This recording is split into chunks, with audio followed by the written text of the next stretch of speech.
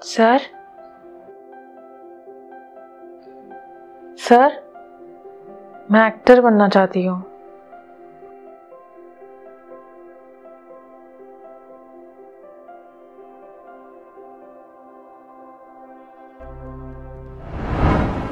तो इन्हें जानिए।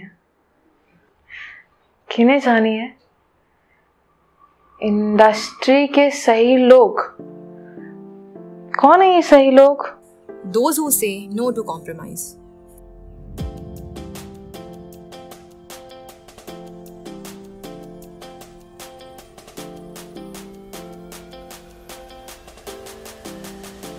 Say no to registration charges. Say no to paid casting. Say no to artist card. हाँ?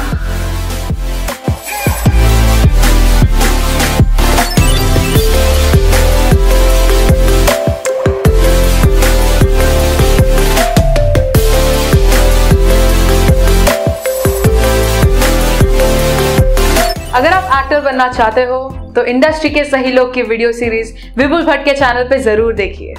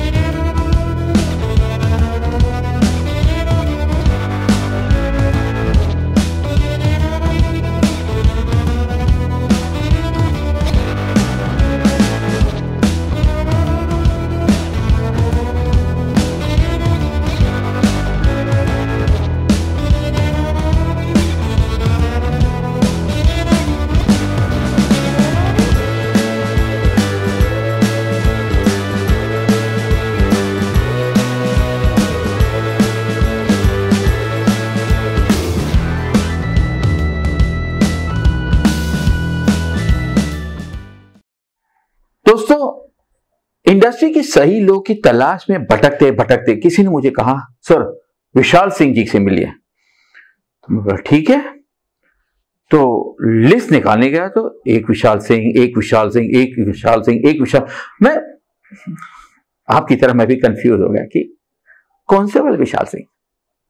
तो सोनाली ने मुझे कहा, सर वो विशाल सिंह है ना, जरा हटके है।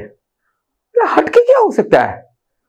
तो सर ये विशाल सिंह वो है कि जो अपने नाम के पीछे अपनी माताश्री का नाम लगाते हैं। जी हाँ, ये हमारे विशाल सिंह है जो जेंडर इक्वालिटी में बहुत मानते हैं, तो उनके नाम के आगे पिता के बदले अपनी मां का नाम लगाते हैं।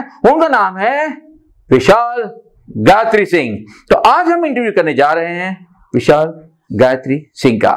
Sonali, take over. Live as if you were to die tomorrow. Learn as if you live forever. Welcome to Vipul Bhatt channel. मैं आपकी सोनाली फिर से आपके साथ। हम इतने वीडियोस आपके लिए इसलिए बनाते हैं ताकि आपको सही गाइडेंस मिल सके, सही काम मिल सके। तो चलिए इंडस्ट्री के सही लोगों में से एक विशाल गायत्री सिंह से मिलते हैं।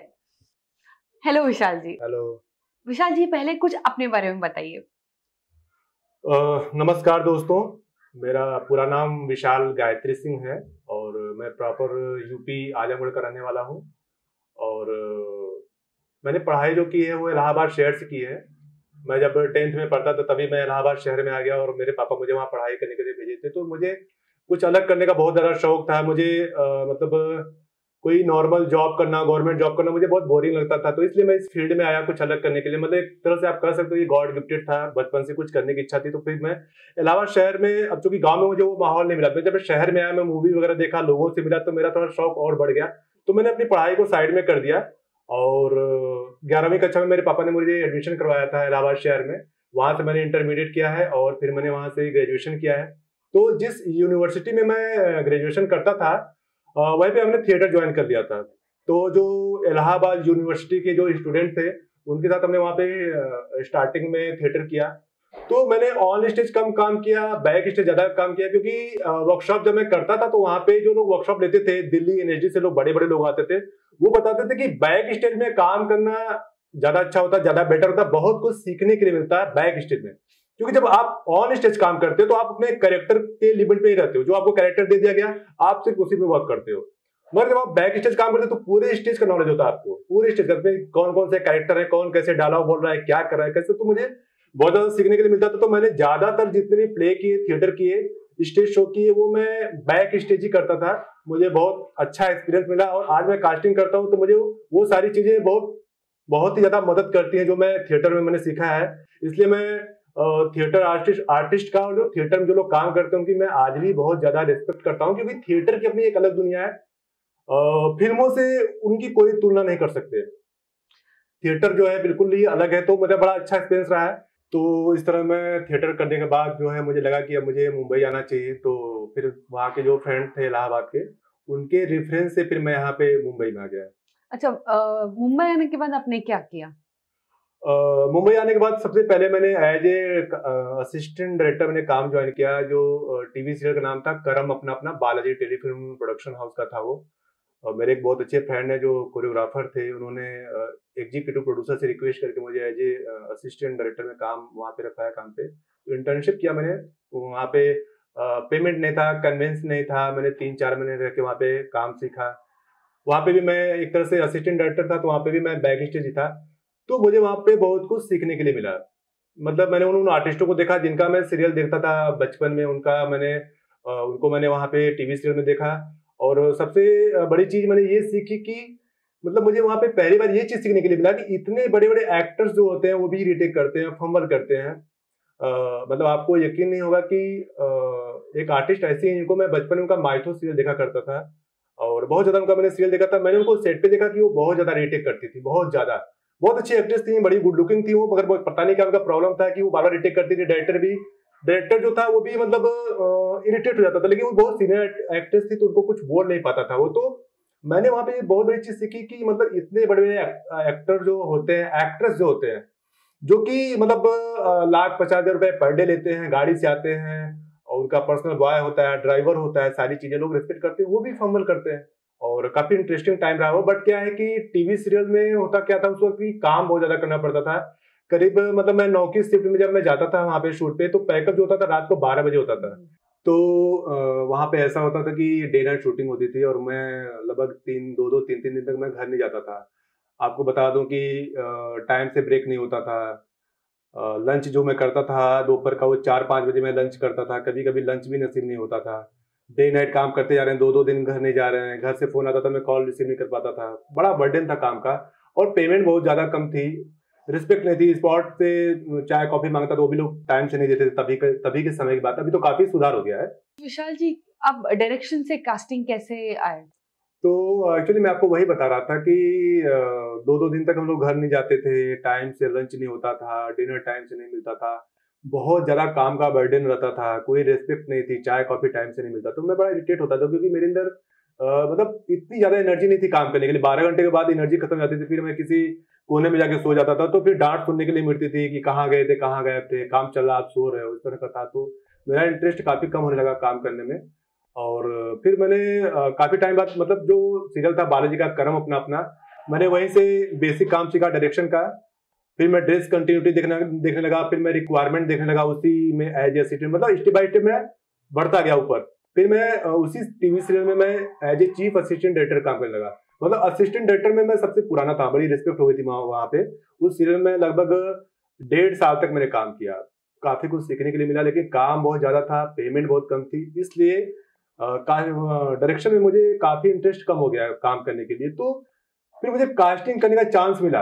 एक्चुअली क्या हुआ कि एक डायरेक्टर प्रोड्यूसर थे, वहां पे भी मैं एज ए असिस्टेंट डायरेक्टर ही काम करने के लिए गया था। किसी ने मुझे रिकमेंड किया था कि वहां पे रिक्वायरमेंट है, तो मैं वहां पे गया एज ए असिस्टेंट डायरेक्टर काम करने के लिए। उनको बताया, उन्होंने बोला भाई पहले क्या किया आपने, बताया मैंने कहाँ के रहने वालों, मैंने बताया कि मैं यूपी आजमगढ़ का रहने वाला हूँ और इस तरह से मैंने थिएटर किया है, एज ए असिस्टेंट डायरेक्टर काम किया है। तो उन्होंने काफी मुझे प्रोत्साहन दिया, बोले सही जगह आए हो। मैं एक यूपी के ऊपर फिल्म बना रहा हूँ और फिल्म का नाम भी आजमगढ़ है, तुम प्रॉपर आजमगढ़ के रहने वाले, तो मैं भी यूपी का ही रहने वाला हूँ और हमारे फिल्म का नाम जो है वो भी आजमगढ़ ही है। तो अगर आप यूपी के हो तो आप आर्टिस्टों को ज्यादा बेटर तरीके से समझ सकते हो, क्योंकि हमारे जो आर्टिस्ट हैं वो सब यूपी के ही हैं, पूरा स्क्रिप्ट हमारी, तो आप हमारे यहाँ एज ए कास्टिंग डायरेक्टर काम करिए। तो उस समय मुझे कास्टिंग का उतना नॉलेज नहीं था, तो मैंने हाँ बोल दिया, क्योंकि उस समय मेरे पास काम नहीं था करने के लिए। तो मुझे लगा कि वैसे भी मैं डायरेक्शन से काफी बोर हो गया था, तो मुझे लगा कि ये काम भी ट्राई करना चाहिए। तो वहाँ पे जो फिल्म थी आजमगढ़, उसकी कास्टिंग मैंने की। वहाँ पे बहुत सारा ऑडिशन किया हमने, लगभग 2-3 महीने तक मैंने कंटिन्यू ऑडिशन किया, बहुत सारे ऑडिशन किए वहाँ पे। और मतलब कैरेक्टर भी हमने वहाँ पे लॉक किया, कुछ उसमें सेमी नॉन आर्टिस्ट भी थे और कुछ नॉन आर्टिस्ट भी थे उसमें, बाकी सब सपोर्टिंग कास्ट था। तो हमने अपने ऑडिशन से हमने उनको फाइनल किया। आजमगढ़ की कास्टिंग आपने किया है, हाँ जी। सो उसके बाद आपने क्या किया? उसके बाद मुझे लगा कि मुझे थोड़ा और ज़्यादा एक्सपीरियंस लेना चाहिए, क्योंकि वो मेरा पहला प्रोजेक्ट था, मुझे बहुत ज़्यादा नॉलेज नहीं था ऑडिशन कैसे करते हैं। तो उन सब चीज़ों को सीखने के लिए मुझे लगा कि जो बड़े बड़े कास्टिंग डायरेक्टर्स हैं उनके साथ मुझे काम करना चाहिए। तो फिर क्या हुआ कि एक टेलीविजन के बड़े कास्टिंग डायरेक्टर हैं सोहन ठाकुर जी, मुझे किसी एक्टर ने रिकमेंड किया कि आप उनको असिस्ट करो, उनके बाद बहुत ज़्यादा काम है, बहुत कुछ सीखने के लिए मिलेगा। तो बहुत सारे टीवी सीरियल की कास्टिंग वो करे थे, उनके साथ मैंने एज ए असिस्टेंट काम किया वहाँ पे। जो सोहन ठाकुर जी, जो प्रोडक्शन हाउस था वो फ्रीमेंटल मीडिया था, जब उनको पहली बार मैंने ज्वाइन किया था, इसका इंडियन आइडल आता है। फ्रीमेंटल मीडिया में वो 2 टीवी सीरियल की कास्टिंग करे थे as a lead male female की। तो मैं वहाँ पे उनके साथ एज ए असिस्टेंट में जुड़ गया, वहाँ पे भी मुझे बहुत कुछ सीखने के लिए मिला। फिर नेक्स्ट मैंने विक्की सिडाना को ज्वाइन किया। विक्की सिडाना जी भी काफी बड़े कास्टिंग डायरेक्टर हैं। जब मैं उनको ज्वाइन किया, वहाँ पे भी मुझे एक एक्टर ने ही रिकमेंड किया था कि उनके पास आप जाओ, उनके साथ काम करो, बहुत कुछ सीखने के लिए मिलेगा। तो विक्की सिडाना उस समय कास्टिंग कर रहे थे, साजिद नाडियाडवाला की मूवी थी डिसुम, है ना, हाँ। उसकी कास्टिंग कर रहे थे। और MS धोनी की कास्टिंग कर रहे थे, अक्षय कुमार की एयरलिफ्ट की कास्टिंग कर रहे थे। जब so, इसके अंडर आपने कास्टिंग जी, एक्सपीरियंस तो वहाँ पे मैं उनके साथ एज असिस्टेंट जुड़ गया, मुझे काफी कुछ वहाँ पे सीखने के लिए मिला।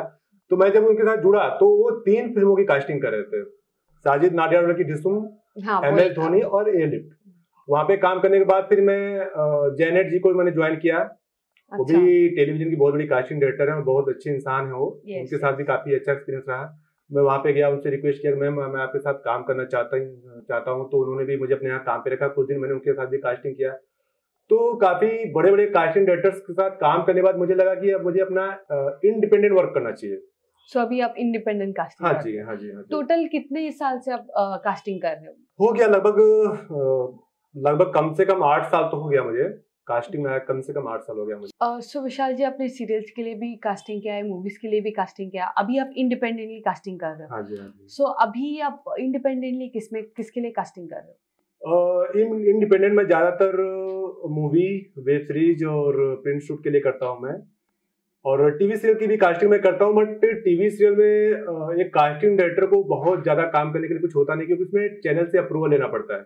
टीवी सीरियल का प्रोसेस ये होता है, जब हम लोग टीवी सीरियल की कास्टिंग करते हैं किसी लीड मेल फीमेल की, तो जो हम लोग ऑडिशन करते हैं ना, पहले उसको असिस्टेंट कास्टिंग डायरेक्टर्स को वो करता है, शॉर्टलिस्ट करता है, फिर कास्टिंग डायरेक्टर्स को शॉर्टलिस्ट करता है। उसको शॉर्टलिस्ट करने के बाद फिर वो प्रोडक्शन हाउस का जो मेन क्रिएटिव हेड होती है वो उसको शॉर्टलिस्ट करती है, फिर वो चैनल भेजा जाता है। तो चैनल से अप्रूवल लेना पड़ता है। अगर आपने 1 महीने में करीब 200 ऑडिशन किए हैं, तो उसमें से मात्र 10 या 12 ऑप्शन होते हैं चैनल के पास शॉर्टलिस्ट होने के बाद। वहां से फिर वो लोग जब अप्रूवल करते हैं, फिर उनका री ऑडिशन होता है, फिर लुक टेस्ट होता है, उसके बाद उनसे बजट पूछा जाता है, उनका नेचर देखा जाता है, उसके बाद हम लोग उन सब चीजों को हम लोग फाइनल करते हैं। और मूवीज का क्या प्रोसेस होता है? मूवीज में क्या होता है, मूवीज में ऐसा है कि हम लोग खुद डायरेक्टर के साथ बैठते हैं। जैसे फॉर एग्जाम्पल मैं किसी मूवी की कास्टिंग कर रहा हूँ, तो क्या होता है, जो डायरेक्टर होता है हमारे साथ बैठता है। मैंने अपना लैपटॉप खोला, पूरा डेटा दिखाया उसको। अब उसको लीड मेल फीमेल चाहिए, सपोर्टिंग कास्ट चाहिए, मतलब मम्मी पापा का कैरेक्टर हुआ, भाई बहन का कैरेक्टर हुआ। तो उसमें क्या होता है, जैसे हम लोग जो डेटा बनाते हैं, ऑडिशन डेटा जो हम लोग बनाते हैं ना, हम लोग एक फोल्डर बनाते हैं, अपने लैपटॉप में फोल्डर बनाते हैं, lead male, lead female, character artist, और उसमें एज ग्रुप में हम लोग लिखते हैं 35 to 40, मदर, ग्रैंड मदर, बच्चे जो होते हैं सबका फोल्डर बनाते हैं। अब जैसे फॉर एग्जांपल किसी डायरेक्टर ने बोल दिया कि हमें लीड मेल फीमेल चाहिए, उसके मम्मी पापा के कैरेक्टर चाहिए। अब डिपेंड ये करता है कि मम्मी पापा कैसे चाहिए, मतलब सेमी नोन चाहिए, फ्रेशर चाहिए, कैसे चाहिए, तो उसका हम लोग प्रॉपर डेटा बना के रखते हैं। तो फिल्मों में काम करने में ये अच्छा है हमारे लिए कि हम डायरेक्ट अपने डायरेक्टर के साथ बैठते हैं, या तो उसके ऑफिस में या किसी कैफे कॉफी डे में बैठते हैं। वहां पे मैं अपना लैपटॉप ओपन करता हूँ और उनको प्रॉपर दिखाता हूँ, पूरा डेटा दिखाता हूँ। जो लुक में फिट नहीं है, मैं अपना काम करने का तरीका बताता हूँ, जो लुक में फिट नहीं होते मैं उनको भी दिखाता हूँ कि शायद फाइनल हो सके, क्योंकि सबका अपना अपना टेस्ट होता है। जो लड़की मुझे पसंद नहीं आ रही शायद सामने वाले को पसंद आ जाए। तो मैं ज्यादा से ज्यादा ऑप्शन दिखाने का प्रयास करता हूँ। जो मेरे हिसाब से जो लड़की उस कैरेक्टर में फिट नहीं है, मैं उसको भी दिखाता हूँ। कभी कभी ऐसा भी हुआ है कि जिसको हम बहुत अच्छा नहीं समझते, वो डायरेक्टर को पसंद आता है कि यार ये तो अच्छा है, तो तुमने दिखाया नहीं, क्योंकि हमारी नजर होता है कि ये फिट नहीं है, लेकिन सामने वाला उसको वो करता है कि नहीं ये फिट है और इससे हमारी मीटिंग कराओ। अच्छा विशाल जी, मैं भी एक्टर हूँ। जैसा कि आपने बोला, आपने सीरियल्स भी किया है, अभी सीरियल्स के लिए भी कास्टिंग करते हो, हाँ जी। मूवीज के लिए। सो अगर मुझे प्रोफाइल भेजना है तो सबके लिए एक ही तरीके से भेजना होता है कि अगर मुझे सीरियल्स के लिए अप्लाई करना होता है उसका प्रोफाइल अलग बनाना पड़ेगा, मूवीज के लिए अलग प्रोफाइल बनाना पड़ेगा? प्रोफाइल्स कैसे भेजना चाहिए? हाँ जी, ये बहुत अच्छा क्वेश्चन किया आपने। प्रोफाइल कैसे सेंड करना चाहिए, मैं अपने सभी एक्टर्स को बताना चाहूँगा कि जैसे मैं कास्टिंग करता हूँ तो मेरे पास जो एक्टर्स प्रोफाइल सेंड करते हैं ना, कभी कभी कुछ एक्टर्स ऐसे होते हैं जो फ्रेशर होते हैं, उनको पता नहीं होता, मैं उनका दोष नहीं दे रहा हूँ। वो करीब 40-50 फोटो दुनिया भर की वीडियो बना बना के सेंड कर देते हैं, तो इससे क्या होता है, कास्टिंग वाले बंदे इरिटेट होते हैं। बराबर। आपको बताना चाहूंगा, मैं कास्टिंग करता हूँ, कभी कभी मेरा व्हाट्सएप एरर हो जाता है, पूरा मेमोरी फुल बताएगा, फिर मैं बार बार उंगली करूंगा तो वो फिर पूरा डेटा ही डिलीट हो जाता है, इतना फुल जाता है। कुछ एक्टर ऐसे होते हैं ना कि 50-50 फोटो 20-20 30-30 ऑडिशन बना बना के सेंड करते रहते हैं, तो इतना ज्यादा नहीं करना चाहिए। मैं आपको बताना चाहूंगा कि 3-4-5 लगभग आपकी नेचुरल पिक्स होनी चाहिए, मोबाइल से खींची हुई डे लाइट में आप बिल्कुल अच्छी फोटो निकाल लीजिए, फुल साइज की क्लोज फोटो, इस तरह से फोटो आप निकाल लीजिए। और पोर्टफोलियो के बारे में ये कहना चाहूंगा कि हमारे यहाँ पोर्टफोलियो की जरूरत नहीं पड़ती, हम लोग कास्टिंग करते हैं, क्योंकि पोर्टफोलियो और नेचुरल पिक में बहुत ज्यादा फर्क होता है ना। क्योंकि जो पोर्टफोलियो होता है ना, उसमें इतना ज्यादा मेकअप कर देते हैं, लाइट वाइट इतना ज्यादा लगा देते हैं ना कि जो आर्टिस्ट का नेचुरल लुक होता है वो पता ही नहीं चलता है कि वो नेचुरल में कैसा दिखता है। ठीक है, अब क्या होता है कि जब आप पोर्टफोलियो अपना सेंड करते हो तो जो कास्टिंग डायरेक्टर होता है वो पोर्टफोलियो देखता है और लगता है बहुत स्मार्ट है बंदा, और वो ऑडिशन के लिए शॉर्ट टेस्ट करके बुला लेता है। फिर वहां पे क्या होता है कि लड़का हो चाहे लड़की हो, कुछ और ही दिखती है, फोटो से उसका कोई लेना देना नहीं होता जो फोटो सेंड करती है। तो वहाँ पे कास्टिंग डायरेक्टर उसके मुंह पे तो नहीं बुलाएगा, लेकिन वो कोई ना कोई बहाना बना देगा कि हाँ मैं नेक्स्ट टाइम बुलाता हूँ, बताता हूँ, ऐसा वैसा, वहाँ पे वो इग्नोर करता है। तो इसीलिए आजकल बहुत डायरेक्टर्स और casting directors natural look mobile pictures मांगते हैं। जी, मोबाइल पिक्चर्स। अभी मोबाइल का कैमरा भी काफी अच्छा है, तो आप अपने मोबाइल से डे लाइट में अच्छे क्लियर क्लियर फोटो 2-3 कॉस्ट्यूम में आप खींच के आप किसी भी कास्टिंग डायरेक्टर को सेंड कर सकते हो, उससे आपका काम हो जाएगा, आपको एक पैसा भी इन्वेस्ट करने की जरूरत नहीं है पोर्टफोलियो के नाम पे। करेक्ट। विशाल जी, आपका अनुभव सीरियल्स में भी है, मूवीज में है। अगर मुझे सीरियल के लिए ऑडिशन देना है और मूवी के लिए ऑडिशन देना है तो क्या डिफरेंस है? कैसे मुझे सीरियल के लिए ऑडिशन देते हो, क्या बातें ध्यान में रखनी चाहिए?